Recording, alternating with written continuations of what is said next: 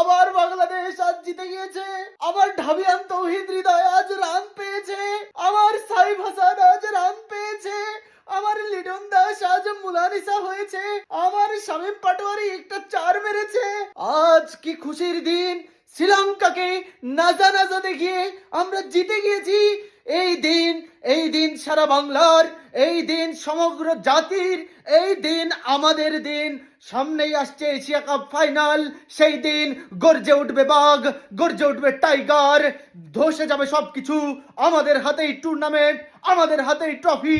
এইবারই উঠবে ইনশাআল্লাহ আমাদের হাতে ফাইনালের কাপ। আর সবাই আমাদেরকে ডাকবে, ওরে বাপ রে বাপ, চ্যাম্পিয়ন বাংলাদেশ।